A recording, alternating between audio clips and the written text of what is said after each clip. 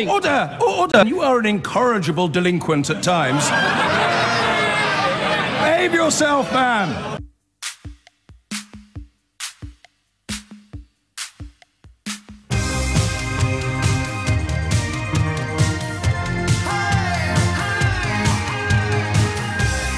I enjoyed that conversation. It's hard to know how many people there are in our camp at the moment, how many people can actually offer up equal criticism or equal praise of politicians and policies regardless of where they've come from, and how many of us are, by contrast, utterly married to one political flag, that we can't contemplate the possibility that the other side might come up with some good ideas, or that our own side might occasionally throw up a wrong un, or an issue that is deserving of condemnation. I'm going to think a little bit more about that. I hope you will as well. I don't know how we do it. How do we find out? Because it's a bit like Matthew Parris in the Times, who's a former Conservative MP, very old school Conservative, but who at the moment is writing columns with which I don't think I could agree more.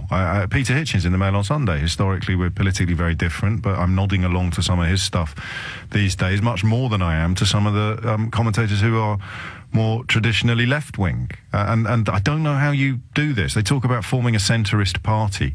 I don't think that's going to happen. But quite how do we get the knack of speaking both to, for and about people who, to coin a phrase that has become something of a catchphrase on this programme, people who believe that there's no point having a mind if you never change it. Funnily enough, and I do, for me, it all boils down to sort of Brexit and Trump-flavoured rhetoric and propaganda. Even yesterday, I'm such an anorak.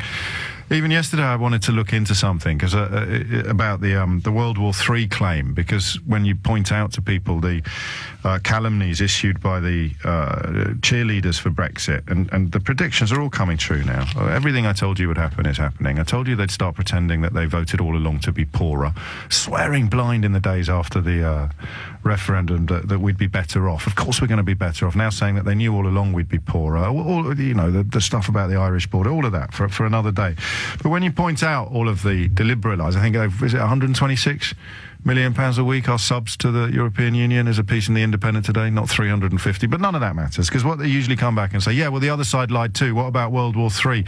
And I thought, yeah, I'm going to look into that, because that World War III thing went round the world, really, before the truth had its trousers on. Or rather, it got so much coverage and it remained such an article of faith for people. It must be true.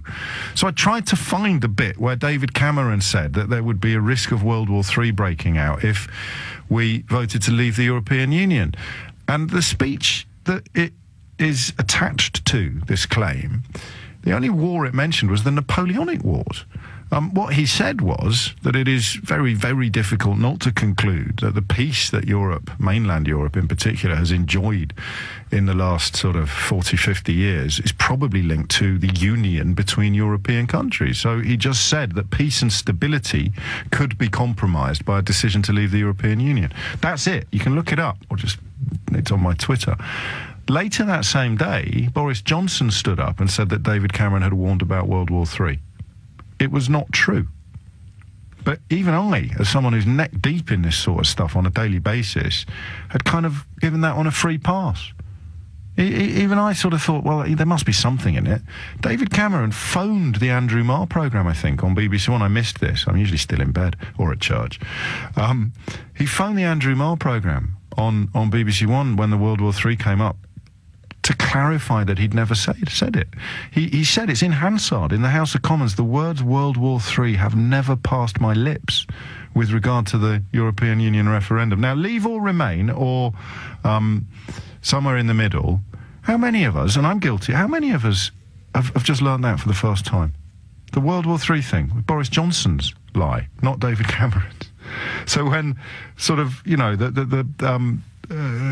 extreme Brexiteers start shouting about, it doesn't matter that our side lied, it doesn't matter that our side lied, it doesn't matter that our side lied because the other side lied too. What about World War III? They're actually citing a lie told by Boris Johnson, who lied when he said that David Cameron had warned about World War III breaking out if we leave the European Union. What's that? Where are we now? August? That's well over a year after the referendum came in, and still learning about the scale of deceit and the scale of deception that has sort of been sweeping the country ever since. Just putting that out there, because I thought you'd want to know. You can double check. It's not there. It's quite incredible. Never said it. The lie about World War III came from the Leave side, not the Remain side, and yet the Leave side continued to cite it as evidence that the Remain side lied too. Quite remarkable. Anyway, I digress.